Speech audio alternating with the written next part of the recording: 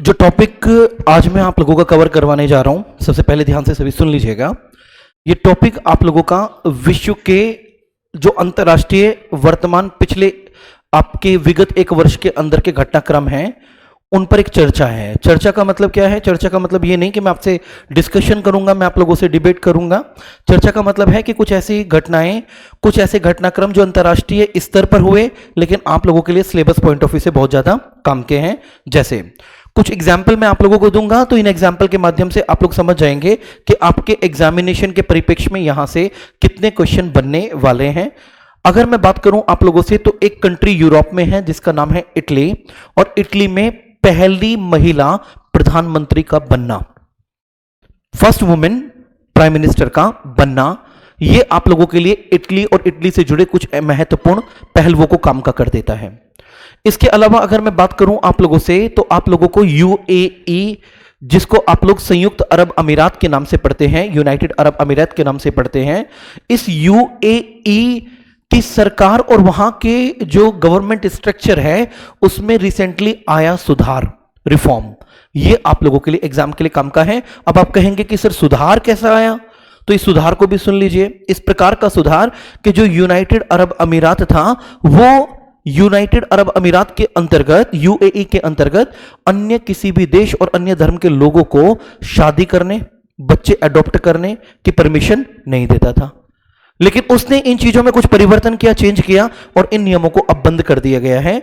और बंद करने के बाद उन लोगों को भी परमिशन दे दी गई है कि वो भी वहां के सामान्य व्यक्तियों की तरह शादी भी कर सकते हैं और बच्चों को अडॉप्ट भी कर सकते हैं और डाइवोर्स यानी कि तलाक भी दे सकते हैं। इसी तरीके से इसी के साथ में एक और देश आप लोगों के लिए काम का हो जाता है, जिस देश का नाम है अरब, सऊदी अरब। क्या नाम है बेटा? अगर मैं सऊदी अरब की आप लोगों से बात करूं, तो Saudi Arab is also important for your examination right now because of the changing of some rules and regulation. इसने भी बहुत सारे नियम और कानूनों में फेरबदल किया है। नियम और कानूनों में फेरबदल का सबसे पहला आप लोगों को यह दिखाई देता है कि इस देश ने, इस कंट्री ने अपने देश के अंदर जो धार्मिक सेना थी, रिलीजियस आर्मी थी, उस धार्मिक सेना को कम कर दिया है। दूसरा इंपॉर्टेंट चेंज आपको यह देखने को मिलता है कि यहां की महिलाएं, यहां की जो वुमेन्स थी, वो पहले बड़ी रिस्ट्रिक्टेड थी, प्रतिबंधित थी, लेकिन अब यहां की महिलाएं यहां की एडमिनिस्ट्रेटिव सर्विस में भी, यहां की महिलाएं यहां की प्रशासनिक सेवाओं के अन्य और सेवाओं में भी, राजनीति में भी इवन ऑल धीरे धीरे एक्टिव होती दिखाई दे रही हैं। तो यहां पे वुमेन अपलिफ्टमेंट, महिलाओं का उत्थान, आप लोगों के लिए एक एग्जाम का बहुत इंपॉर्टेंट क्वेश्चन यहां से रिलेट करके आपको देगा। इसके अलावा मैं आपको एक और देश में लेके चलता हूं। This country is a mid country of American continents, जिसमें नॉर्थ अमेरिकन कॉन्टिनेंट में आप लोग पढ़ते हैं एक देश का नाम है निकारागुआ। क्या नाम है बेटा? निकारागुआ। निकारागुआ नाम के देश का अगर मैं जिक्र करूं, ये एग्जाम में अगर आ गया और आपको नॉलेज में ना हुआ तो कहीं ना कहीं मेरी कमी रह जाएगी। इसीलिए आप लोगों को ये चीज पढ़ानी बहुत जरूरी है कि निकारागुआ में अभी रिसेंटली जो प्रेसिडेंट बने हैं, राष्ट्रपति बने हैं, वो बैक टू बैक चौथी बार प्रेसिडेंट बने हैं। और बैक टू बैक फोर्थ बार प्रेसिडेंट बनने वाले इस व्यक्ति पर आरोप लगाया गया है कि यहां इस व्यक्ति ने प्रेसिडेंट बनने से पहले अपनी शक्ति का दुरुपयोग करके 55 लोगों को हिरासत में लिया या अरेस्ट करवाया वहां की पुलिस से। और इन 55 लोगों में से 7 लोग वो थे जो इनके अगेंस्ट राष्ट्रपति का इलेक्शन लड़ रहे थे। समझ पा रहे हैं? बढ़िया किया। तो इस व्यक्ति के बारे में और इस देश के बारे में भी हमें पढ़ना पड़ेगा। फिर आप जब इन सब के बारे में पढ़ रहे हो, तो आपका एक मित्र देश भी है बराबर में, आपका पड़ोसी देश। कभी भी आपका मन करता है ऐसे पकड़ लेते हो आप। नाम है देश का पाकिस्तान। पाकिस्तान की अगर मैं बात करूं, तो पाकिस्तान में सत्ता परिवर्तन, change in the government of Pakistan, और पाकिस्तान में सत्ता परिवर्तन में आप लोगों का इमरान खान की सरकार का गिरने के बाद यहां के 23वें नए प्रधानमंत्री का आना। कौन से वे? 23rd। एक क्वेश्चन यही बन जाता है आप लोगों का, 23वें नए प्रधानमंत्री का आना और यहां के कुछ महत्वपूर्ण पुराने प्रधानमंत्रियों की एक झलक साथ के साथ इस टॉपिक में मैं आपको दिखा दूंगा। कुछ अंतर्राष्ट्रीय जगत से जुड़े हुए कला और संस्कृति के क्वेश्चन भी उठाएंगे, ब्रिटेन से रिलेटेड क्वेश्चन भी होंगे। अगर ध्यान से सुने आप लोग और देखें, तो मैंने जिन जिन देशों का जिक्र किया है, इन देशों में एक देश का नाम हो गया बेटा इटली। क्या नाम हो गया? इटली का मैंने जिक्र किया इटली के अलावा मैंने निकारा गुआ का जिक्र किया, निकारा गुआ के अलावा मैंने यूएई का जिक्र किया, मैंने पाकिस्तान का जिक्र किया, मैंने सऊदी अरब का जिक्र किया, सऊदी अरब का जिक्र किया, मैंने ब्रिटेन का जिक्र किया। किसका जिक्र किया? ब्रिटेन। और भी महत्वपूर्ण कई सारे और भी देश आएंगे, तो इन कंट्रीज से जुड़े कुछ इंपॉर्टेंट करंट अफेयर और कुछ डिस्कशन आप लोगों के साथ शुरू कर देते हैं। तो सबसे पहले हम लोग कहां पहुंचे? सबसे पहले हम लोग शुरुआत करते हैं इटली के साथ। किसके साथ शुरुआत करेंगे? तो इटली से जुड़ा एक महत्वपूर्ण करंट अफेयर, जो वार्षिक करंट अफेयर है। अपडेट ये मत समझिए कि एक दो दिन पहले की घटना है। मैंने कहा कि पूरे वर्ष के अंतर्गत होने वाली घटनाएं हैं जो आप लोगों ने कहीं ना कहीं पढ़ी नहीं है, लेकिन पढ़ना बहुत जरूरी है सभी के लिए। आप किसी भी एग्जाम को दीजिए, आप एसएससी का एग्जाम दीजिए, आईएएस का एग्जाम दीजिए, यूपीएससी का एग्जाम दीजिए, आप लोग स्टेट एसएससी का एग्जाम दें, स्टेट एग्जाम दें, और चपरासी का एग्जाम दो या आर्मी का एग्जाम दो, कोई भी दो, ये सारे क्वेश्चन काम के हैं। इनमें जुड़े कुछ तथ्य यूपीएससी की तरफ आपको लेके जाएंगे और इनमें जुड़े कुछ तथ्य आपको एसएससी पे लाके छोड़ देंगे, और बाकी बचे कुछ जो फैक्ट होंगे, तथ्य होंगे, वो अदर कॉम्पिटिटिव सेक्शन में लाके आपको पटक देंगे। क्वेश्चन यहीं से आएगा, जितना पढ़ाऊंगा उससे बाहर कोई क्वेश्चन नहीं आएगा। तो शुरुआत करते हैं इटली के साथ। आप लोगों को सबसे पहले यहां पर जानना है एक महिला के बारे में जिसका नाम है जियोर्जिया। क्या नाम है बेटा? जियोर्जिया।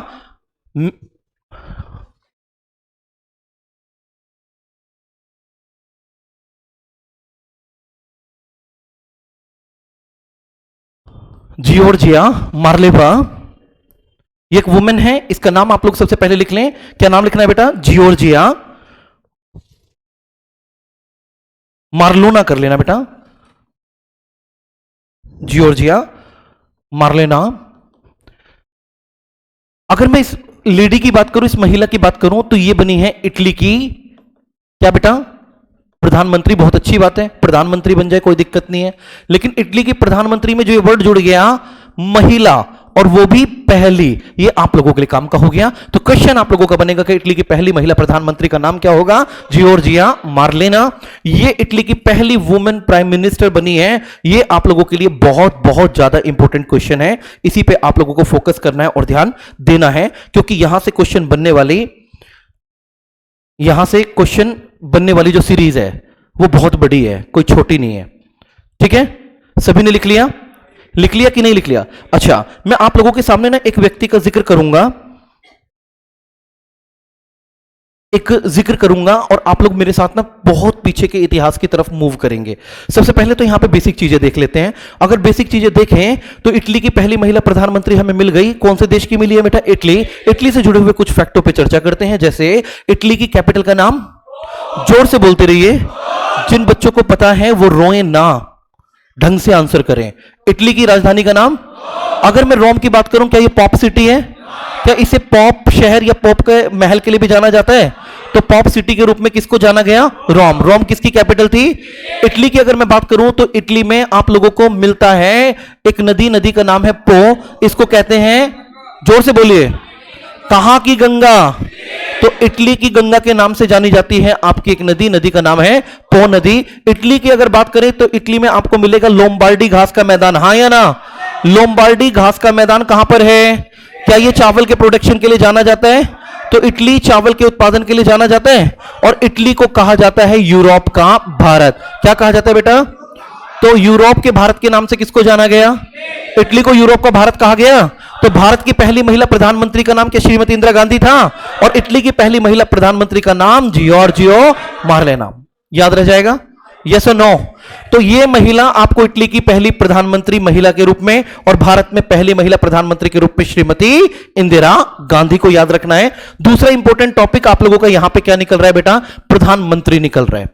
अगर मैं प्रधानमंत्री की बात करूं, प्राइम मिनिस्टर की बात करूं, तो इंडिया में प्राइम मिनिस्टर या प्रधानमंत्री के पद के लिए जो पार्टी बहुमत या मेजोरिटी में आती है, उस पार्टी के नेता को प्रधानमंत्री के रूप में शपथ दिलवा दी जाती है। उस नेता को शपथ दिलवाने का काम भारत के राष्ट्रपति का होता है। तो भारत का राष्ट्रपति, प्रेसिडेंट ऑफ इंडिया, क्या देश के प्रधानमंत्री को भारत के अंदर शपथ दिलवाता है?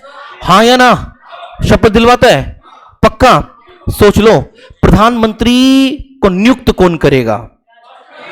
President of India. और भारत के अंदर प्रधानमंत्री की नियुक्ति आर्टिकल 75, आर्टिकल 75 के अनुसार प्रधानमंत्री की नियुक्ति राष्ट्रपति के द्वारा की जाती है। यह प्रधानमंत्री मंत्रिपरिषद का हेड होता है। मंत्रिपरिषद में यह फर्स्ट अमंग दी इक्वल होता है, यह बराबर वालों में पहला होता है। समझ में आ गया? तो बहुमत प्राप्त दल के नेता को ही प्रधानमंत्री के रूप में अपॉइंट किया जाता है। तो क्वेश्चन यहां पे एक और बन रहा है आप लोगों से, प्रधानमंत्री की नियुक्ति होगी, निर्वाचन होगा, मनोनयन होगा, क्या होगा? जोर से बोलिए। क्या प्रधानमंत्री इलेक्टेड होता है, निर्वाचित होता है? प्रधानमंत्री निर्वाचित नहीं होता, प्रधानमंत्री नियुक्त होता है, जबकि सांसद निर्वाचित होता है। तो अगर प्रधानमंत्री लोकसभा में एक सांसद के रूप में आया तो निर्वाचित होकर सांसद बन के आया, लेकिन एक नेता के रूप में जब वो प्रधानमंत्री की शपथ लेगा तब उसकी नियुक्ति होगी। मेरी बात को समझ पाए हैं? तो इटली से जुड़े हुए इन फैक्टों में कितनी सारी चीजें आप लोगों को और भी मिल गई। और भी मिली हुई चीजों में मैं आप लोगों को इटली से जुड़े हुए कुछ और फैक्ट पढ़ा रहा हूं। आप लोग मुझे बताइए, क्या इटली में स्ट्राम्बोली नाम की ज्वालामुखी है? क्या स्ट्राम्बोली नाम की ये ज्वालामुखी जो है, इसे lighthouse of the Mediterranean Sea, भूमध्य सागर का प्रकाश स्तंभ कहते हैं। तो भूमध्य सागर का प्रकाश स्तंभ किसको कहते हैं? स्ट्राम्बोली का संबंध क्या इटली के साथ है? तो इटली के साथ जुड़ी हुई ये भी पार्ट आप लोगों को बहुत इंपॉर्टेंट क्वेश्चन के रूप में मिल जाता है। माउंट एटना का संबंध भी इटली के साथ है। यस और नो? इटली की अगर मैं बात करूं तो इटली में आप लोगों को और भी बहुत सारी चीजें देखने को मिलती हैं। इटली एक कृषि प्रधान देश है, इटली एक एग्रीकल्चर पर बेस्ड देश है। समझ गए? तो इटली से जुड़ा हुआ एक इंपॉर्टेंट करंट अफेयर आपको जियोर्जिया मार्लेना के रूप में मिला। एक और चीज मैं आप लोगों को बताऊंगा, अगर मैं बात करूं इतिहास के बहुत पुराने पहलुओं की, तो आप लोगों को एक व्यक्ति का नाम दिखाई देता है। ये वो व्यक्ति था जो अंतरराष्ट्रीय जगत में लौह और रक्त की नीति के लिए जाना गया, आयरन एंड ब्लड पॉलिसी के लिए जाना गया। व्यक्ति का नाम था मुसोलिनी। क्या नाम था बेटा? हिंदुस्तान की सरजमी पर ऐसे ही एक व्यक्ति का टाइटल लौह और रक्त की नीति में मिला बलबन को। किसको मिला? तो क्या बलबन को हिंदुस्तान में आयरन एंड ब्लड पॉलिसी के लिए जाना गया? ऐसे ही वैश्विक स्तर पर क्या मुसोलिनी नाम के इस व्यक्ति को आयरन एंड ब्लड पॉलिसी के लिए जाना गया? इसी मुसोलिनी के क्षेत्र से, इसी मुसोलिनी के उसी दक्षिणी पंथ से आकर के यहां की प्रधानमंत्री बनने वाली मुसोलिनी के बाद अगली नेता बनी है कौन? Giorgio Marlena. ये यूपीएससी लेवल का क्वेश्चन हो गया, ये आपका कोई मतलब नहीं है यहां पे मुसोलिनी से आपको, लेकिन फिर भी मैंने बता दिया है कि मुसोलिनी इटली से रिलेटेड वो पर्सन था, वो व्यक्तित्व था, वो पर्सनालिटी था जिसको आयरन एंड ब्लड पॉलिसी के लिए जाना गया, लोह और रक्त की नीति के लिए जाना गया। तो इटली की अगर बात करें, इटली यूरोपियन कॉन्टिनेंट का एक देश है। यस और नो? क्या इटली यूरोपियन कॉन्टिनेंट में आता है? तो इटली यूरोपियन कॉन्टिनेंट में आता है और उसी मुसोलिनी की भूमि से, उसी मुसोलिनी के क्षेत्र से, उसी आयरन एंड ब्लड पॉलिसी वाले क्षेत्र से निकलकर आई महिला प्रधानमंत्री इटली की पहली, जियोर्जिया मार्लेना। कोई दिक्कत किसी को? क्लियर हो गया टॉपिक? इतना ही पढ़ लें, बहुत है। इससे ज्यादा आप लोगों के लिए जो चीजें होंगी वो आप लोगों को मैंने कह दिया ना कि एक क्लास में आप लोगों की मंडे से, हो सकता है कि एक दो दिन में संडे से ही कर दूं, लेकिन मंडे का ही फिक्स टाइम है आप लोगों का शेड्यूल जो होगा, वो क्लास होगी आप लोगों की शाम को 9 बजे। शाम को 9 से 10 बजे जो मैं आपको क्लास पढ़ाऊंगा ना, उसमें इसी तरीके का एक टॉपिक उठेगा और उस टॉपिक में अंतरराष्ट्रीय जगत से जुड़े हुए ऐसे महत्वपूर्ण फैक्ट आपको दिए जाएंगे कि आप लोग अगर 20 से 25 क्लास करने के बाद 20 से 25 टॉपिक में महारत हासिल ना कर दो तो मैं पढ़ाना छोड़ दूंगा, क्योंकि मुझे पता है कि तुम महारत हासिल कर लोगे और मुझे पढ़ाना छोड़ना नहीं पड़ेगा। समझ गए? बहुत ज्यादा इंपॉर्टेंट कंटेंट में गहराइयों में जाकर के ना तुम्हें बिल्कुल स्टोरी और कहानियां बना के दूंगा, ठीक है ना? स्लाइड्स के साथ। स्लाइड्स का मतलब है अगर यहां मुसोलिनी का जिक्र किया तो स्लाइड पे मुसोलिनी दिखाऊंगा भी, उसकी आयरन एंड ब्लड पॉलिसी को भी दिखाऊंगा, ठीक है? इसके लिए टेक्निकल टीम काम कर रही है, कंटेंट पे सब लग गए हैं, धीरे धीरे सारी चीजें सेट कर रहे हैं आप लोगों के लिए, व्यवस्थित कर रहे हैं। क्योंकि मैंने आपसे कहा कि यूट्यूब पे आपका चैनल अभी एक नवजात शिशु है, ऑफलाइन सेंटर में आपका जो इंस्टीट्यूशन है वो अपनी वयस्कता की आयु को पूरा कर चुका है और ये वयस्क ही रहेगा, ये कभी बूढ़ा नहीं होगा, टेंशन न ले। ये हमेशा मेजोरिटी में ही मेजर एज के बाद यंग एज में रहेगा हमेशा, सिलेक्शन के मामले में भी, और बाकी छोड़ो। तो ये समझ में आ गया? एक कंट्री से रिलेटेड जो फैक्ट आप लोगों को बताए, इनको आप लोग अगर बाद में जाके, कुछ बच्चे नए हैं, कुछ को पहले से आते थे, कुछ बच्चे अगर बाद में जाके इस वीडियो को ना पॉज करके रुक रुक के ना क्वेश्चंस लिखना चाहेंगे तो वो वीडियो पे आराम से लिख सकते हैं। अभी ये वीडियो मैं लाइव नहीं चला रहा हूं, इसको मैं अपलोड कर दूंगा। ठीक है, आगे बढ़ते हैं अगले इंपॉर्टेंट टॉपिक की तरफ। और यहां पे मैं जिस टॉपिक पे आपको लेके जा रहा हूं, इस देश का नाम क्या है बेटा? निकारागुआ। अगर मैं आप लोगों से निकारागुआ का जिक्र करूं तो कितने बच्चे जानते हैं कि निकारागुआ नाम का ये जो देश है, ये देश कहां पर पड़ेगा? कितने बच्चे जानते हैं? हाथ खड़े करके बता सकते हैं। कौन से कॉन्टिनेंट में पड़ेगा बेटा निकारागुआ? जोर से बोलिए, समझ नहीं आया।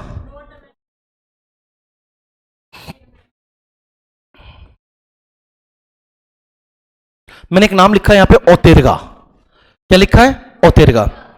लीजिए, क्वेश्चन है और आंसर भी यही है कि निकारागुआ में फिर डैनियल ओतेरगा, ये चर्चाओं में है शब्द। एक बार फिर से मेरी बात को सुन लीजिए। आप लोगों से पूछा जाएगा कि चर्चाओं में या डिस्कशन में क्या टॉपिक रहा, तो आंसर आप लोगों का होगा निकारागुआ में डैनियल ओतेरगा। डैनियल ओतेरगा एक व्यक्ति का नाम है और ये वो व्यक्ति है जो कि बैक टू बैक चौथी बार, कौन सी बार बेटा? बैक टू बैक चौथी बार बना है निकारागुआ का प्रेसिडेंट यानी कि राष्ट्रपति। और इसके राष्ट्रपति बनने के बाद से ही ये बड़ा चर्चाओं में है। निकारागुआ नाम का ये देश जो है, ये चर्चाओं में रहने का सबसे बड़ा कारण है कि इस व्यक्ति ने प्रेसिडेंट के पद पर रहते हुए प्रेसिडेंट के अगले इलेक्शन से पहले अपनी शक्तियों का दुरुपयोग करके वहां के प्रेसिडेंट पद के दावेदारों में से मैक्सिमम को अरेस्ट करके जेल भेज दिया। अब ये मत कहना सर हमारे देश में भी तो ऐसे ही हो रहा है। ऐसा हो रहा है क्या? कहां? मैं पूछ रहा हूं तुमसे। तुम लोग अब शातिर हो चुके हो, तुम लोग अब शातिर हो चुके हो, तुम लोग पल्ला झाड़ लेते हो। अच्छी बात है, कोई बात नहीं। हम कहेंगे तो कहीं ना कहीं टॉपिक को बीच में ही लाके उलझा देंगे, टेंशन मत लो। सुलझाने का तो अपना काम है नहीं, अपना काम क्या है? उलझाने का। जिंदगी जितनी उलझी उतनी अच्छी, लेकिन उलझी हो ठीक ठीक मुद्दों पर। मुद्दे ठीक होने चाहिए, वरना उलझी तो तुम्हारी सबकी जिंदगी पड़ी है। कौन सा ऐसा जिसकी उलझ ना रही हो? उलझ रही है ना? ये कहे हाँ जी। तो डैनियल ओतेरगा निकारागुआ के क्या बने हैं बेटा?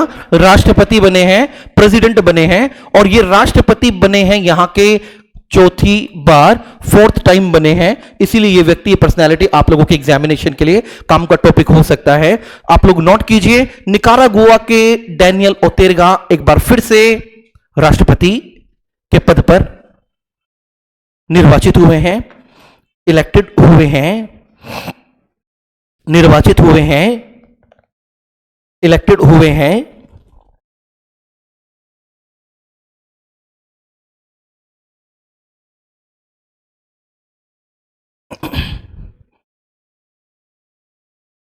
ठीक है, ये अमेरिकन कॉन्टिनेंटल कंट्री है बेटा। यहां पे ध्यान दे लीजिएगा, दो तीन चीजें मैं आप लोगों को साथ के साथ बता देता हूं।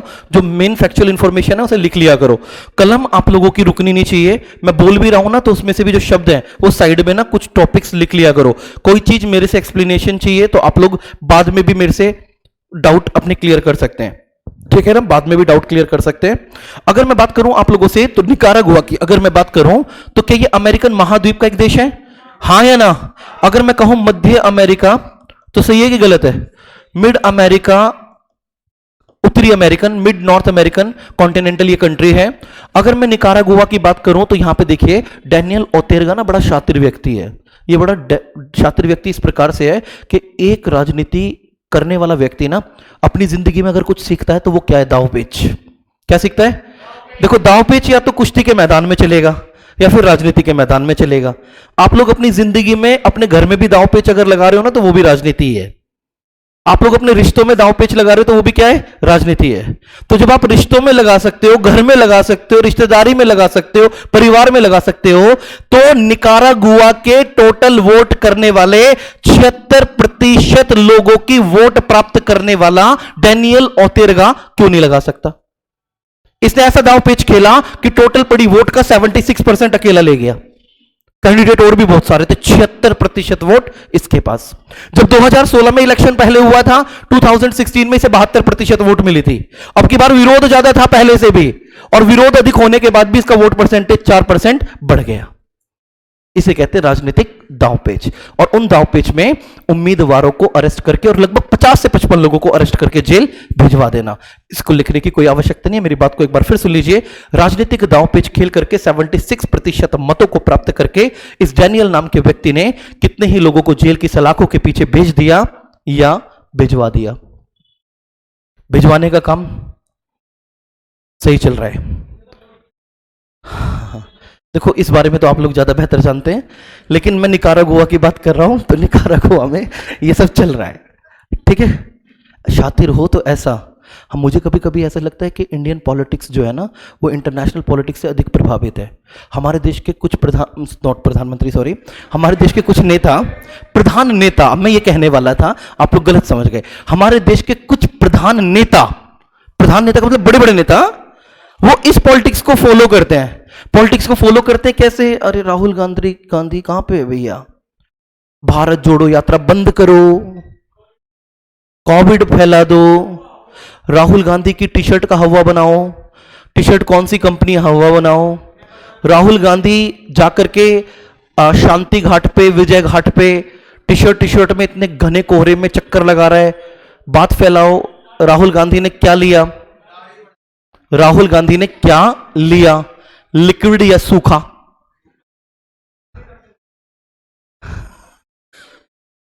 और बाद में पता चला एक मंच पे राहुल गांधी खड़े हैं और उनके समर्थक उन्हें पकड़ के खींच रहे हैं, और राहुल गांधी मीडिया वालों का माइक ऐसे पकड़ रहे हैं और लड़खड़ाते हुए, डांस करते हुए, माइकल जैक्सन की तरह दिखने वाले हमारे राहुल गांधी। तो बड़ी खतरनाक पॉलिटिक्स है इंडिया की। मीडिया हाईलाइट करती है राहुल गांधी को, राहुल गांधी की इन एक्टिविटीज को, लेकिन इस भारत जोड़ो यात्रा में राहुल गांधी के साथ भीड़ कितनी है क्या तुम्हें पता है? मुझे भी नहीं पता, क्योंकि मैं गया नहीं। बहुत होगी। एक चीज और, देश के ऐसे कितने और भी व्यक्ति हैं जो जंतर मंतर पर बैठ के ना किसी अधिकार की लड़ाई को लड़ रहे हैं। 20-20 साल, 25-25 साल, 30-30 साल, 35-35, 40-40 साल से बैठे हैं, लेकिन उसे मीडिया हाईलाइट नहीं करती। मैं ये नहीं कह रहा कि ड्यूरिंग दिस गवर्नमेंट टेन्योर, इस सरकार के कार्यकाल में नहीं, पुराने समय से पता नहीं कब से बैठे हैं। अभी आपको पता होगा कि भारतीय महिला ओलंपिक मेडल विजेता विनेश फोगाट ने एक बहुत बड़ा खुलासा किया, और उस बहुत बड़े खुलासे में यौन शोषण, मानसिक शोषण जो रेसलर्स का, वुमेन रेसलर्स का हो रहा है, और इसके अलावा और भी कितने ही पॉलिटिकल लीडर जांच के दायरे में आने के लिए वो महिला अकेली जाके धरने पर बैठ गई, और उसको सपोर्ट करते हुए बाकी अन्य महिला खिलाड़ी भी पूरी इस समय रेसलिंग फेडरेशन को भंग करने की बात कर रहे हैं। तो रेसलिंग फेडरेशन और रेसलिंग फेडरेशन का अगर हेड पेपर में आ गया तो कोई बहुत बड़ी बात नहीं है। विनेश फोगाट का क्वेश्चन आ गया, बहुत बड़ी बात नहीं है। साक्षी मलिक का क्वेश्चन आ गया, बहुत बड़ी बात नहीं है। योगेश्वर दत्त से क्वेश्चन आ गया, बहुत बड़ी बात नहीं है। बजरंग पुनिया बैठे साथ में, सपोर्ट कर रहा है। और आप लोगों को भी मैं कह रहा हूं, आप लोगों को भी ना ट्विटर पे जाके सपोर्ट करना चाहिए। कोई भी इस तरीके की अगर बात है तो आप सभी युवाओं को सपोर्ट करना चाहिए, ठीक है। बाकी इस मुद्दे पे मैं इतना ज्यादा यूट्यूब पे नहीं बोलूंगा, लेकिन आपको सपोर्ट करना चाहिए वहां, हर जगह जहां कोई आवाज उठने का प्रयास कर रही है सही डायरेक्शन में। अगर गलत है तो गलत तरीके से कभी भी गलत चीजों को सपोर्ट मत करो, लेकिन वहां पे फेडरेशन को अगर भंग करने की बात है तो कहीं ना कहीं फेडरेशन में दोष है। अन्यथा अंतरराष्ट्रीय जगत पर इतने मेडल प्राप्त करने वाले और इतने बड़ी ख्याति प्राप्त करने वाली एक रेसलर, वो भी वुमेन, आकर कभी नहीं बैठेगी कि यौन शोषण हो रहा है। समझ रहे हो ना? मानसिक शोषण कह सकते हैं शब्द, लेकिन यौन शोषण शब्द का प्रयोग नहीं होगा। समझ रहे? हर कोई अपनी इज्जत से प्यार करता है बेटा। और एक चीज का खुलासा करने के लिए ना सबसे पहले इंसान को बहुत यहां से मजबूत होना पड़ता है। तो कितना मजबूत होकर के वो बच्ची बैठी होगी? आप लोगों में से कितने बच्चों को इस बात का पता नहीं था अभी?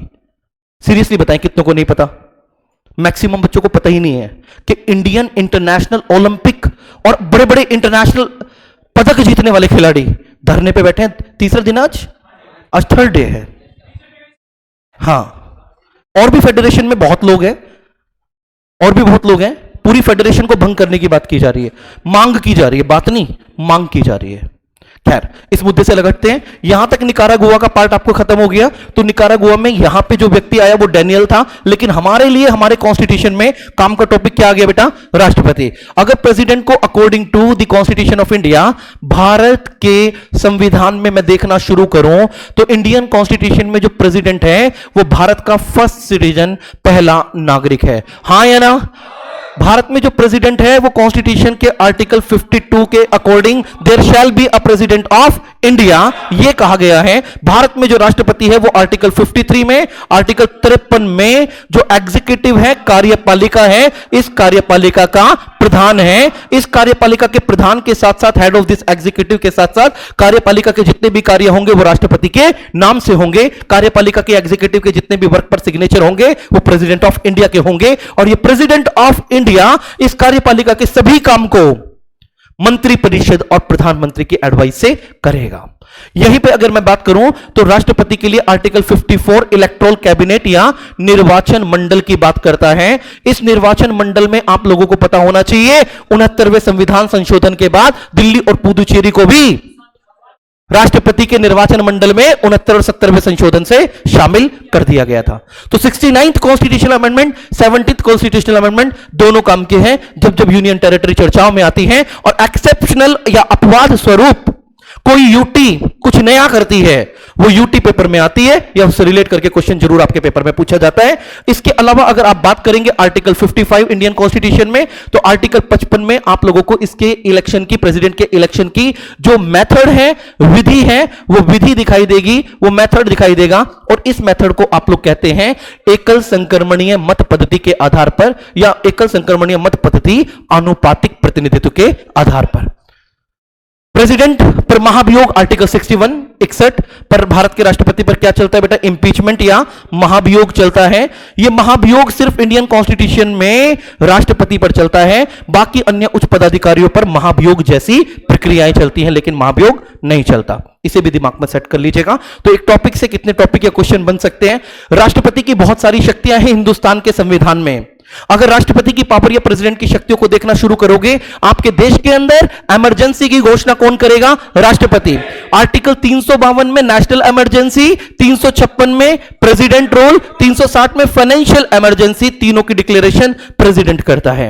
आपके देश के फाइनेंस कमीशन का गठन राष्ट्रपति करता है। आपके देश के इलेक्शन कमीशन का गठन राष्ट्रपति करता है। आपके देश में लैंग्वेज रिलेटेड कमीशन का गठन प्रेसिडेंट करता है। आपके देश में बैकवर्ड क्लासेस कमीशन का गठन प्रेसिडेंट करता है। आपकी इंटरस्टेट काउंसिल का गठन राष्ट्रपति के निर्देशन में या डायरेक्शन में होगा। आपके देश के अंदर जो बजट आता है उस बजट को अंतिम रूप से संसद के पटल पर राष्ट्रपति रखता है। आपके देश के दोनों सदनों की संयुक्त बैठक या ज्वाइंट सिटिंग राष्ट्रपति बुलाता है। यह वही राष्ट्रपति है जो प्रधानमंत्री की नियुक्ति करता है। यह वही राष्ट्रपति है जो मंत्रिपरिषद का गठन करता है। यह वही राष्ट्रपति है जो महान्यायवादी अटॉर्नी जनरल ऑफ इंडिया की भी नियुक्ति करता है। यह वही राष्ट्रपति है जो सांसदों को भी क्या करेगा? शपथ दिलवाने का काम करेगा। जो आपकी लोकसभा के अंदर प्रोटेम स्पीकर को भी नियुक्त करने का काम करता है। यह वही प्रेसिडेंट ऑफ इंडिया है, यही वही भारत का राष्ट्रपति है जो राष्ट्रपति देश के अंदर इमरजेंसी को प्रेसिडेंट रूल, इस स्टेट के अंदर इमरजेंसी को प्रेसिडेंट रूल के रूप में स्वयं अपने संज्ञान से भी लगा सकता है। देश के चीफ जस्टिस ऑफ इंडिया को शपथ दिलवाने का काम भी भारत के राष्ट्रपति का है। अन्य न्यायाधीशों की नियुक्ति का काम भी भारत के राष्ट्रपति का है। कोलेजियम जब एक नाम को नॉमिनेट कर देती है, इस नॉमिनेशन पर फाइनल हस्ताक्षर भी भारत के राष्ट्रपति का है। इंटरनेशनल ट्रीटी एंड अलायंस पर हस्ताक्षर भी भारत के राष्ट्रपति का है। हमारे देश का डिप्लोमेटिक हेड भी भारत का राष्ट्रपति है। तीनों सेनाओं का प्रधान भी भारत का राष्ट्रपति है। तीनों सेनाओं के प्रधानों की नियुक्ति करने वाला भी भारत का राष्ट्रपति है। वीटो राइट भी राष्ट्रपति के पास है। ऑर्डिनेंस मेकिंग पावर, अध्यादेश जारी करने की शक्ति अंडर आर्टिकल 123 भी राष्ट्रपति के पास है। यह राष्ट्रपति नहीं बल्कि संविधान में भूचाल है। कॉन्स्टिट्यूशन में भूचाल, पहले आर्टिकल से लेकर लास्ट तक देख लो ना, हर जगह कौन है? राष्ट्रपति। आप जैसे किसी एक हवेली के अंदर जाते हो ना, हिल्ले की हवेली मान लेते फॉर एग्जाम्पल, आप लोग एक हवेली में जाते हो और आपने पहला गेट खोला, अंदर क्या मिला? राष्ट्रपति। अब नवनीत है, आपने दूसरा गेट खोला, राष्ट्रपति। कोई भी गेट खोलो, हर जगह राष्ट्रपति। संविधान का कोई भी पार्ट खोलो, राष्ट्रपति। ठीक है ना, डायरेक्ट या इनडायरेक्ट। आगे बढ़ते हैं, पैराग्राफ चेंज करें और तीसरे इंपॉर्टेंट टॉपिक पे आते हैं और पहुंच जाते हैं यूएई। चलिए जी, स्वागत है आप सभी का संयुक्त अरब अमीरात में। कैसा महसूस कर रहे हैं आप सब? अच्छा लग रहा है आप लोगों को? अब अच्छा लग रहा होगा, पहले नहीं लग रहा होगा। अब इसलिए अच्छा लग रहा होगा क्योंकि यूएई ने जो अपने इंटरनेशनल रूल्स थे, रेगुलेशंस थे, नियम और कानून थे, उनमें बहुत बड़ा बदलाव किया है और मीडिया ने इसे छापा है कि अब यूएई सुधार की राह पर। ये मीडिया में छप के आया। मीडिया में क्या छप के आया? यूएई अब सुधार की राह पर। अब सुधार की राह पर यूएई जो चला है, वो चला कैसे है, इस पर भी हम बात कर देते हैं। इस समय करंट अफेयर में जो चर्चाओं का कारण था वो शादी, तलाक और बच्चों को गोद लेना, 3 वर्ड हैं। फोकस कीजिए। शादी अच्छी बात है, तलाक किसी के लिए अच्छी, किसी के लिए बुरी, और बच्चे गोद लेना। हाँ बेटा, चाणक्य ने क्या कहा, मैं सुन रहा हूं, बताइए। चाणक्य ने क्या कहा है? तलाक को मोक्ष की संज्ञा दी। अच्छा, किसने पढ़ाया तुम्हें? हाँ, मैं सही चीजें ही पढ़ाता हूं। लेकिन यहां पे एक वर्ड और भी है, वो है गैर Muslim, non Muslims. UAE is Islamic country, yes or no? मैंने यहां पे एक वर्ड लिख दिया, इस्लामिक कंट्री। ठीक है कि गलत है? यूनाइटेड अरब अमीरात एक मुस्लिम देश है और इस मुस्लिम देश में बड़े tough and hard rules and regulation है। इन tough and hard rule and regulation के बीच में यूएई अब सुधार की राह पर है। इसने कहा कि हम आजकल एक ऐसा देश है जो देश हमसे थोड़ी सी दूर है, बीच में पड़ जाता है अरब सागर। उसको पार करके जब उस देश में जाते हैं तो वहाँ पे हमें एक रविंद्रनाथ टैगोर के स्वरूप वाले प्रधानमंत्री जी का चेहरा दिखाई देता है और उन प्रधानमंत्री से हम इतने प्रभावित हुए हैं कि उस व्यक्तित्व, उस पर्सनैलिटी ने हमें भी मजबूर कर दिया कि हम कुछ सुधार करें। और कुछ ऐसे सुधार जैसे सऊदी अरब में उस व्यक्ति की प्रेरणा से मंदिर बनाया जा रहा है। यूएई दुबई में मंदिर ऑलरेडी बन चुका है और वो मंदिर भी बहुत तगड़ा, बहुत सॉलिड मंदिर। प्रेरणा कहां से आ रही है ये? यानी कि देश के प्रधानमंत्री नरेंद्र मोदी जी का जलवा है कि नहीं? किसका जलवा है? स्वीकार तो तुम्हें करना पड़ेगा। देखो, हम तो स्वीकार करते हैं, इसलिए स्वीकार करते हैं कि हिंदुस्तान के अंदर हिंदुस्तान के मंदिर सुरक्षित नहीं थे। एक ऐसा समय था, एक ऐसा दौर था हिंदुस्तान में, और विदेशी आक्रांता आकर के गर्दने कलम करते थे, मंदिरों की मूर्तियों को खंडित करते थे, मंदिरों को तोड़ते थे और वहां से जितनी भी मेटेलिक चीजें होती थी ली और गए। सोमनाथ के मंदिर का अटैक तो बहुत लोगों ने सुना क्योंकि सोमनाथ का मंदिर फेमस हो गया, ज्योतिर्लिंगों में शामिल हो गया तो फेमस हो गया। लेकिन मथुरा के मंदिर के बारे में कौन बोलेगा? मथुरा के अंदर या मथुरा परिसर में आप जानते कितने हजार मंदिर थे?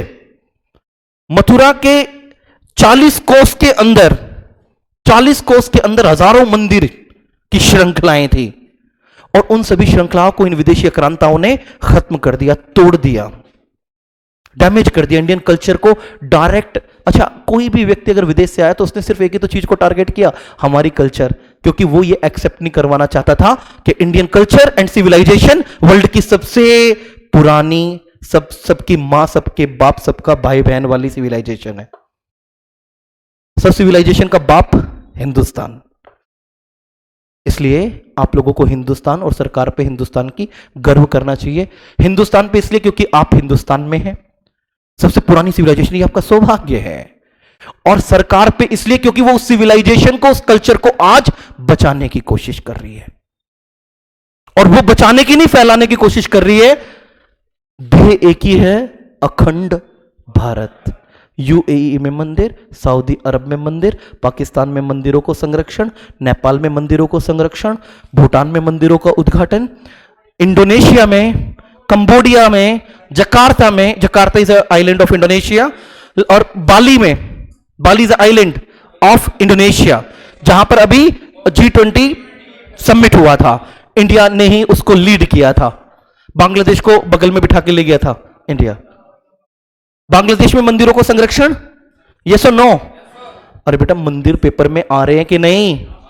पढ़ाएंगे तुम्हें, जो जो काम की चीजें हैं वो सब पढ़ाएंगे। लेकिन फिलहाल आप लोगों के लिए चर्चाओं में जो विषय है वो ये है कि यूएई जो कि एक इस्लामिक देश है, इस इस्लामिक देश ने गैर मुस्लिम्स को परमिशन दे दी है कि वो इस देश में शादी भी कर सकते हैं, वो इस देश के अंदर तलाक भी दे सकते हैं, और वो बच्चों को गोद भी अडॉप्ट भी कर सकते हैं। इसे फटाफट कॉपी कीजिए, ज्यादा इसकी गहराइयों में जाना नहीं है हमें। जल्दी फटाफट शुरू कीजिए।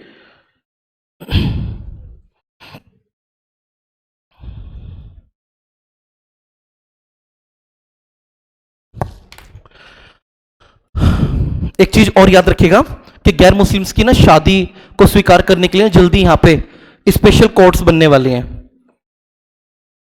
यहां पर विशेष प्रकार के न्यायालय बनेंगे जो इनकी शादी को, डाइवोर्स को और बच्चों की गोद लेने की जो प्रोसीजर है उसको पूरा करने में क्या करेगा? मदद करेगा। तो यूएई छोड़े नहीं, पढ़ें, खास टॉपिक है।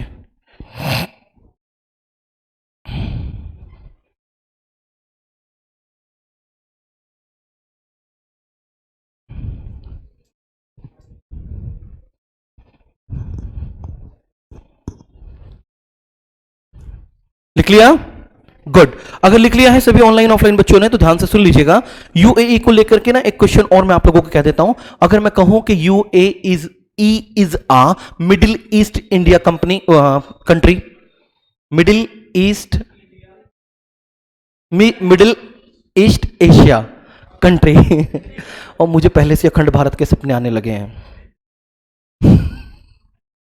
तो इसलिए इंडिया निकल रहा है, जलवा है। तो हां या ना? इसकी कैपिटल अबू धाबी, हां या ना? इसकी कैपिटल अबू धाबी में अभी रिसेंटली कुछ हुआ था, कोई गेम वेम, कोई खेल वेल, कोई क्रिकेट विकेट? जोर से बोलिए, एशिया कप। याद रखना, इन्हीं क्वेश्चनों को तो याद करना। तुम्हें सर में दर्द लेना क्यों? तुम गए यूएई, पहुंचे अबू धाबी, देखा कि एशिया कप चल रहा है, एशिया की मिडिल ईस्ट एशिया कंट्री में। काम खत्म, सारे क्वेश्चन कवर। आपने तुरंत यहां पे एक मंदिर को भी देखा, आपने कहा घूमने के लिए गए, आपने कहा यहां मंदिर भी बन रहा है, इस्लामिक देश में मंदिर, और नॉन मुस्लिम्स लोग शादी भी कर सकते हैं। एक बार घूम के आओ ढंग से, बस, और कुछ नहीं। जाओ मैप पे, ये उठाओ एक, ये तो महंगा है, तुम लोग मत खरीदना, मैं भी नहीं खरीदता, मिल जाता है कहीं ना कहीं से। तो आप लोग ऐसा एक सस्ता सा पेन लेना, पेंसिल लो, ज्यादा अच्छा और सस्ती है, घर में से किसी छोटे बच्चे के ले लो। और इधर इंडिया है, रुक जाओ, नहीं गड़बड़ हो जाएगा। आपको इंडिया से सीधे कहां जाना है? यूएई। जैसे यूएई में आप एंट्री करो तो यूएई में एंट्री करती आपको पता होना चाहिए कि आप एक मिडिल ईस्ट एशियन कंट्री में एंट्री कर चुके हैं। इस मिडिल ईस्ट एशियन कंट्री की कैपिटल में आप उतरे हैं, जिसका नाम है अबू धाबी। अबू धाबी के पास में ही आप लोगों ने एक मंदिर को देखा, जिसको देख के आप शॉक्ड रह गए कि एक इस्लामिक देश में हिंदू मंदिर। और हिंदू मंदिर को देखने के साथ साथ आपने यहां पे और कुछ रूल्स रेगुलेशन को न्यूज़पेपर में पढ़ा। आपने आज के दिन के पहले समाचार पत्र को यूएई की कैपिटल अबू धाबी के एक होटल में पढ़ा, और पढ़ते ही आपने देखा कि यहां के नॉन मुस्लिम्स के लिए एक अलग से कोर्ट बनाई जा रही है, और यहां पे जो नॉन मुस्लिम्स होंगे वो शादी, डाइवोर्स और बच्चों को अडॉप्ट कर सकते हैं। सारी कहानी खत्म। वापस आ जाओ, घूमने मत जाना ज्यादा और आगे। इतने ही पढ़ के क्या करना है? Return back to India. आगे बढ़ते हैं। ओहो, इनका क्या करें? ये कैसा देश है? जो एक देश है कि नहीं है, इस चीज पे हमें शक है। A very dangerous country Pakistan. एक इतना खतरनाक देश पाकिस्तान जो खुद भूखा है लेकिन लोगों को गोलियां खिलाना चाहता है। एक ऐसा देश पाकिस्तान जो सबसे बड़ा ट्रेड कर रहा है गधों का। इसमें कोई शक नहीं है किस लिए है। एक ऐसा देश पाकिस्तान जिसमें अभी रिसेंटली सत्ता परिवर्तन हुआ और ये चेंज इन गवर्नमेंट ही आपके सिलेबस के पॉइंट ऑफ व्यू से काम का हो गया, और उस सत्ता परिवर्तन में आपने देखा कि पहले यहां बल्ला बजाने वाला आया, बल्ला बजाने वाला, बॉल फेंकने वाला, बॉल तो ठीक है लेकिन फेंकने वाला, फेंको फेंको, no no I am discussing about Pakistan. तो बॉल फेंकने वाला आया, इधर से बॉल फेंकने वाला आया, और इधर बीजेपी पार्टी को छोड़ के एक और बॉल फेंकने वाला और बल्ला बजाने वाला पंजाब चला गया, नवजोत सिंह सिद्धू। नवजोत सिंह सिद्धू ने कहा इमरान यार तू तो अपने देश का प्रधानमंत्री बन गया। इमरान ने कहा कि प्रधानमंत्री मैं थोड़ी हूं, नवजोत तू ही है, तू ही है यहां का प्रधानमंत्री, आजा। नवजोत सिंह सिद्धू से रुका नहीं गया, फ्लाइट ली और सीधे पहुंच गए पाकिस्तान। जाके कहा अभी अभी समझाएंगे, वो भी थोड़ा सा माहौल बनने दो ना। अभी फ्लाइट वहीं वाघा बॉर्डर पे लैंड होनी थी बेटा, इस्लामाबाद में नहीं, टेंशन मत लो। इन दोनों की मुलाकात हुई, मुलाकात होने के बाद दोनों के बीच में एक महत्वपूर्ण डिस्कशन हुआ। पहले मैं बता दूं इस कहानी के कुछ पात्र व घटनाएं काल्पनिक हैं, इनका वास्तविक घटनाओं से कोई संबंध नहीं है। अगर वास्तविक घटनाओं से इनका कोई संबंध पाया जाता है तो इसे मात्र एक संयोग समझा जाएगा। जहां आपके जीएस का क्वेश्चन काम का होगा वहां मैं तुरंत बता दूंगा कि काम का है। तो पहले copyright, yes you are right, okay शुरुआत करते हैं। तो नवजोत सिंह सिद्धू की मुलाकात किससे हुई? इमरान खान ने कहा कि यार वो दिन भी क्या दिन थे जब तुम बॉल फेंकते थे मैं छक्का मारता था। नवजोत सिंह सिद्धू ने कहा कि तूने जिंदगी में कभी छक्का ही नहीं मारा, तूने कभी जिंदगी में छक्का मारा? उसने कहा कि यार नहीं, मैंने स्टंप तो बहुत उखाड़े हैं। उसने कहा कि बस स्टंप ही उखाड़े हैं, लेकिन ये बात बता दे कि अब तू जो है प्रधानमंत्री बना तो बना कैसे, इसका पूरा राज खोल दे। तो उसने कहा कि अगर मैं राज खोल दूंगा तो बड़ी गड़बड़ हो जाएगी। उसने कैसे कि मैं जादू टोने टोटके जानता हूं। कैसे कि मेरी जो धर्म पत्नी है वर्तमान मीन्स या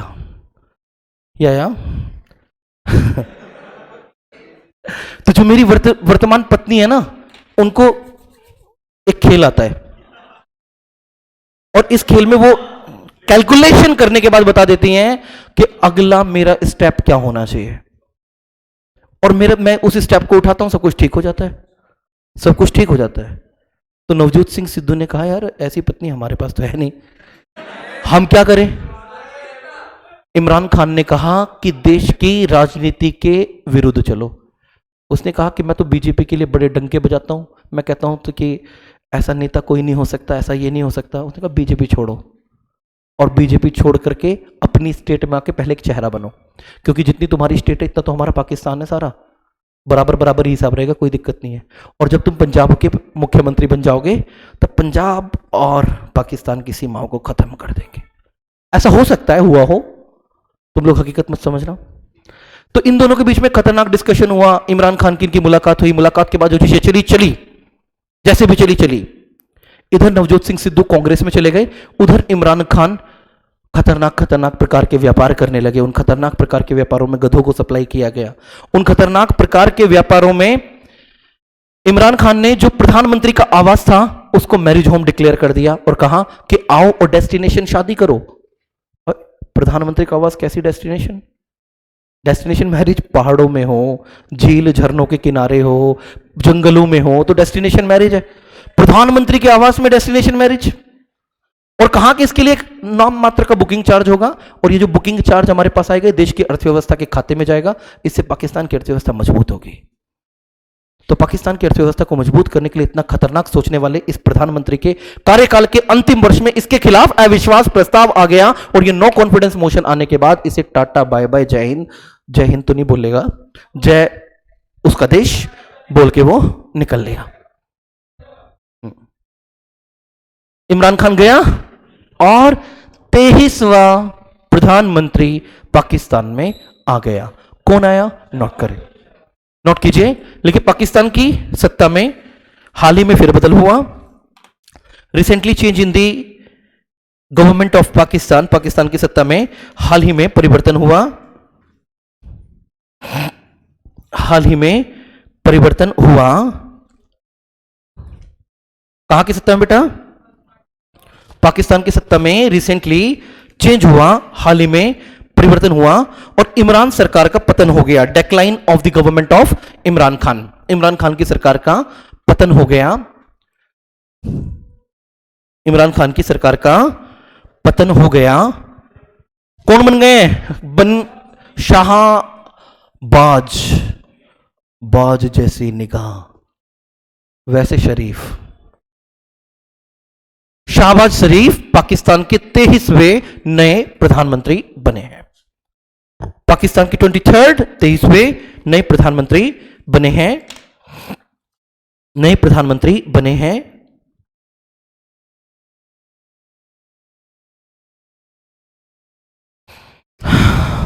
लिख लिया? अब देखिए बेटा, पाकिस्तान में पहले प्रधानमंत्री कौन थे? पहले का मतलब पूर्व, ये पहला शब्द रहते हैं। पूर्व कौन थे? जोर से बोलिए। इमरान खान। जाने का कारण बताएं। नॉन कॉन्फिडेंस मोशन, अविश्वास, अविश्वास प्रस्ताव का जिक्र क्या भारतीय संविधान में कहीं है? हां या ना? क्या इस नो कॉन्फिडेंस मोशन का संबंध इंडियन कॉन्स्टिट्यूशन के आर्टिकल 75 के साथ है? यस और नो? नहीं पता तो बोलो यस। ये वो नो कॉन्फिडेंस मोशन है जो पार्लियामेंट में आएगा। ये वो नो कॉन्फिडेंस मोशन है जहां सरकार बनेगी उस सदन में आएगा। जहां सरकार बनती है उस सदन का नाम लोकसभा होता है। लोकसभा में नो कॉन्फिडेंस मोशन हमेशा उसके खिलाफ लाया जाता है जो वर्तमान में सत्ता में होता है। अगर मेरी सरकार है तो मेरे खिलाफ नो कॉन्फिडेंस मोशन आएगा। अगर मोदी जी की सरकार है तो मोदी जी की सरकार के खिलाफ नो कॉन्फिडेंस मोशन आएगा। जो पावर में है उसके अगेंस्ट आएगा। अब राहुल गांधी थोड़ी ना पावर में कि नो कॉन्फिडेंस में, कैसा कॉन्फिडेंस है ही नहीं लोगों को, जो भी तो नहीं है सत्ता में, सत्ता में जो भी तो नहीं है ना। तो इमरान खान की गवर्नमेंट सत्ता में थी, उसके खिलाफ क्या आया? नो कॉन्फिडेंस मोशन, अविश्वास प्रस्ताव, और Imran Khan government tata bye bye हो गई। इस नो कॉन्फिडेंस मोशन से रिलेटेड इंडियन कॉन्स्टिट्यूशन का आर्टिकल 75 है। मैं इंडियन की बात कर रहा हूं, इसे हटा दो यहां से, ठीक है जी। एक चीज और याद रखिए, इस अविश्वास प्रस्ताव या नो कॉन्फिडेंस मोशन की अगर 2-3 और क्वेश्चनों को लेकर मैं बात करूं तो एक क्वेश्चन ये हमेशा सत्ताधारी दल के अगेंस्ट आता है, अगेंस्ट आता है। इसे हमेशा विपक्ष लेके आता है, विपक्ष लेकर आता है। एक और कंडीशन है, कम से कम कितने मेंबर्स? 1/10 मेंबर्स साइन करके या हस्ताक्षर करके ही इसे मींस इसे ला सकते हैं। अगर मैं लोकसभा की बात करूं तो आपकी लोकसभा के कम से कम 54 से 55 मेंबर्स के हस्ताक्षर होने चाहिए, तभी आ सकता है, अदरवाइज आएगा नहीं। ये चीज क्लियर है? पाकिस्तान क्लियर है? तो पाकिस्तान को क्लियर इतना ही रखो। पाकिस्तान की कैपिटल बताएं। भारत और पाकिस्तान के बीच में क्या LOC लाइन ऑफ कंट्रोल है? भारत और पाकिस्तान के बीच में क्या रेड क्लिफ रेखा है? भारत और पाकिस्तान के बीच में क्या एक युद्ध हुआ था जिस युद्ध को आप लोगों ने कारगिल युद्ध के रूप में देखा? क्या कारगिल युद्ध का मतलब लाइन ऑफ कंट्रोल से ही था? यस और नो? भारत और पाकिस्तान के बीच में क्या सर्कल रेखा भी हुई थी डिसाइड? यस और नो? हाँ या ना? ये भी आप लोगों के लिए इंपॉर्टेंट क्वेश्चन है। और पाकिस्तान की अगर मैं बात करूं तो पाकिस्तान में आप लोगों को सिंधु नदी की 5 नदों का संगम दिखाई देता है। जहां दिखाई देता है उसका नाम है मिथनकोट नाम का एक स्थान। क्या नाम है? मिथनकोट। यहां का एक शहर नाम है कराची। क्या नाम है? कराची। ये कराची सबसे बड़ा नगरीकृत अर्बनाइज्ड शहर है और पाकिस्तान एशियाई देशों में सबसे अधिक नगरीकृत या अर्बनाइज्ड कहलाता है। हो या नहीं मुझे नहीं पता, लेकिन बुक्स में है, ठीक है। तो आगे बढ़ते हैं अगले इंपॉर्टेंट पार्ट की तरफ। अगला इंपॉर्टेंट पार्ट है सऊदी अरब।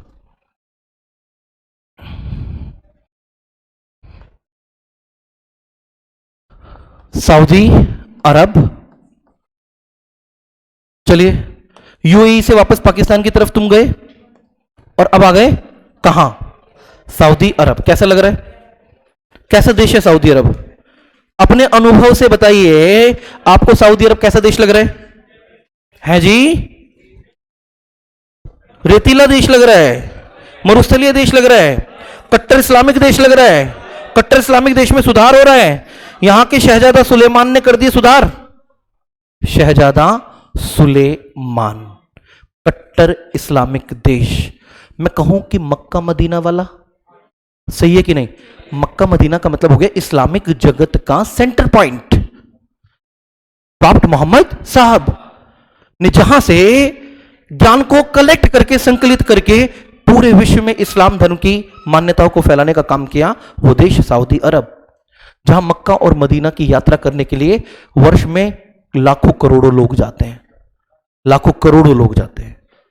ऐसा सऊदी अरब देश, जिस सऊदी अरब देश में 2016 के बाद से, 2016 के बाद से, क्योंकि देश के, मैं हर चीज को आपके देश के साथ जोड़ रहा हूं, आपके देश के प्रधानमंत्री मई 2014 में प्रभाव में आए थे ढंग से, और मई 2014 के प्रभाव के बाद आसपास के देशों ने सुधरना शुरू कर दिया। अब सुधरा क्यों मुझे नहीं पता भाई, लेकिन वास्तविकता यह है कि 2016 से सऊदी अरब में इतने रिफॉर्म्स दिखे जो कहीं ना कहीं प्रेरित हैं आपके देश के प्रधानमंत्री से। तो आपके देश के प्रधानमंत्री में दम है, ये स्वीकार करो, ये विश्व स्वीकार करता है। क्योंकि घर में घर की मुर्गी दाल बराबर होती है, इस कहावत को लागू मत करो, अपने प्रधानमंत्री को ऐसे रिजेक्ट मत करो। बंदे में दम है, विश्व एक्सेप्ट करता है। विश्व के पटल पे जब बड़े बड़े मंचों पे जाके खड़ा होता है व्यक्ति, सबको इग्नोर मारता हुआ चला जाता है, और उस व्यक्ति को पता है कि उसका फेस मीडिया के सामने है। His face is in front of media, इसीलिए वो मीडिया को फोकस करता है, लोगों को नहीं। अब आप कहोगे कि लोगों को क्यों नहीं सर वहां के, इसलिए क्योंकि मीडिया में वहां के लोगों से कई हजार लाखों गुना ज्यादा लोगों से मीडिया पे देख रहे हैं व्यक्ति को, तो वो अधिक लोगों को महत्व देता है, दूसरे देशों के प्रधानमंत्री और राष्ट्रपति को इग्नोर मार देता है। और जब शुरुआत में ये व्यक्ति प्रधानमंत्री बना था ना आपके देश का, तो इसे कुछ लोगों ने ना इग्नोर कर दिया दूसरे देश के। ये मंच पर गया, हाथ मिलाने के लिए इसने हाथ बढ़ाया, तो वो हाथ किसी ने मिलाया नहीं, मीन्स हाथ तो नहीं जोड़ेगा दूसरा, दूसरे से हाथ मिला के आगे बढ़ गया। तो एक दो जगह जब इसकी इग्नोरेंस हुई ना, इस व्यक्ति ने बता दिया कि ये पक्का हिंदुस्तानी है, और अब ये धर के इग्नोर मारता है। एग्जैक्टली दूसरे देश के प्रधान अध्यक्ष इसके लिए सीट छोड़ते हैं। इस व्यक्ति के लिए क्यों छोड़ते हैं? क्योंकि प्रभावशाली है, इफेक्टिव है, दम रखता है, और अंतरराष्ट्रीय पॉलिटिक्स का हिस्सा है, सलाहकार है। समझ रहे हैं ना? व्यक्ति का नाम है नरेंद्र मोदी। अगर मैं बात करूं सऊदी अरब की बेटा, तो सऊदी अरब 2016 के बाद से लगातार रिफॉर्म की तरफ है, सुधार की तरफ है। उन सुधारों में कौन कौन से सुधार आपको यहां देखने को मिलेंगे, उन पे हम बात कर लेते हैं। सबसे पहले तो यहां पे आप लोग शहजादा सुलेमान बोलते हैं, लेकिन मैक्सिमम बुक्स ना क्या लिखती हैं? सलमान। शहजादा सलमान शब्द आप लोग याद रखिएगा, जो यहां के इकोनॉमिक रिफॉर्म के लिए, आर्थिक सुधार के लिए लगातार कार्य कर रहे हैं। और सऊदी अरब में 2016 के बाद सुधार की एक लहर देखने को मिली है। यह सुधार की लहर क्या है, ये मैं 1 2 3 4 करके आपको भी लिखवाऊंगा। आप लोग फटाफट से ऐसे कॉपी कीजिए, जल्दी से कॉपी कीजिएगा।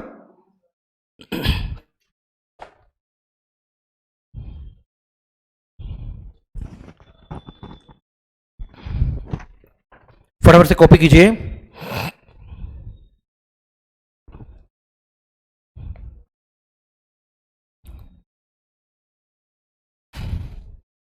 लिख लिया? देखिए बेटा, मैं आप लोगों से पूछता हूं, क्या मनोरंजन या एंटरटेनमेंट किसी भी देश की अर्थव्यवस्था का आधार हो सकता है, बेस हो सकता है? अब जो बच्चे नहीं जानते कि मैं शब्द क्या यूज कर रहा हूं, वो कुछ और ही सोच रहे होंगे। जो समझ रहे हैं अर्थव्यवस्था के पॉइंट ऑफ व्यू से, वो समझ रहे होंगे कि सिनेमा घर की मैं बात कर रहा हूं, होटल रेस्टोरों की मैं बात कर रहा हूं। होटल, रेस्टोरेंट्स और इस प्रकार के जितने भी पर्यटक प्लेसेस हैं, टूरिस्ट प्लेसेस हैं, वो सब इंटरटेनमेंट का ही तो सोर्स है ना। और इस इंटरटेनमेंट से कितने ही देशों की अर्थव्यवस्थाएं चलती हैं, इस चीज को समझ गए शहजादा सलमान। और 2016 में इन्होंने 2-3 काम करने शुरू किए। सबसे पहला तो कट्टर इस्लामिक जो यहां की फोर्स थी इनकी, उस धार्मिक फोर्स के हस्तक्षेप को कम कर दिया गया। उस हस्तक्षेप को कम करने के साथ ही 2016-17 में जो सिनेमा घरों पर प्रतिबंध था सऊदी अरब में, यहां के जो सिनेमा घर थे उस प्रतिबंध को हटा करके 300 नए सिनेमा घरों को खोला गया। 300 नए सिनेमा घरों को खोलने के साथ साथ यहां पर एक और महत्वपूर्ण कार्यक्रम किया गया इनके द्वारा कि जो होटल रेस्तरां थे, होटल रेस्टोरेंट्स थे, उनमें विदेशी पर्यटकों के लिए सुविधाएं अच्छी देनी शुरू कर दी गई, ताकि इकोनॉमी ऑफ सऊदी अरब आगे बढ़ सके। तो फटाफट लिखिए, सऊदी अरब में धार्मिक रिलीजियस सेना को कम किया गया है, रिलीजियस आर्मी को कम किया गया है। धार्मिक सेना को कम किया गया है, रिलीजियस आर्मी को कम किया गया है, होटल रेस्टोरेंट्स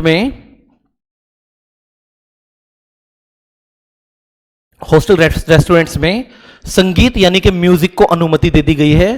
पहले यहां म्यूजिक नहीं बजता था, संगीत को होटल रेस्टोरेंट में म्यूजिक को अनुमति दे दी गई है।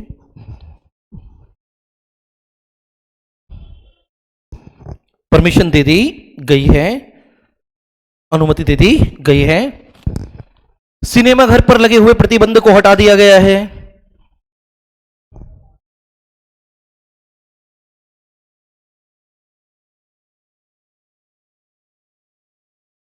सिनेमा घर पर लगे रेस्ट्रिक्शन को या प्रतिबंध को हटा दिया गया है।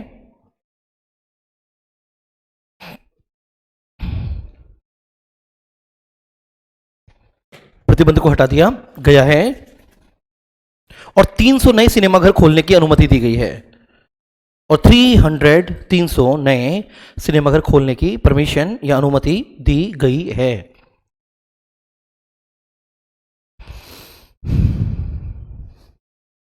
ठीक है, तो ये था चर्चाओं में इंपॉर्टेंट पॉइंट। ब्रिटेन को करेंगे आपकी नेक्स्ट क्लास में सूडान के कट्टरवाद और कजाकिस्तान के तख्तापलट के साथ। तो अगली क्लास में कजाकिस्तान में जो तख्तापलट हुआ है वो देखेंगे, कजाकिस्तान के बारे में जानेंगे और कजाकिस्तान के तख्तापलट के साथ इस समय सूडान में जो कट्टरवाद चल रहा है धर्म को लेकर के, उस पर भी चर्चा करेंगे और इंपॉर्टेंट क्वेश्चंस निकालेंगे। इन स्टोरीज को सुनने में मजा तो आ रहा है ना? इन स्टोरीज के थ्रू आप लोगों को कलेक्शन भी मिल रहा है ना क्वेश्चंस का। दिमाग वाइड करो, जीएस सिमट जाएगी, और दिमाग को संकुचित रखोगे, लिमिटेड रखोगे तो जीएस बिखर जाएगी। जीएस बिखेरनी नहीं, क्या करनी है? समेटनी है। तो बाकी पार्ट करते हैं आपकी नेक्स्ट क्लास में।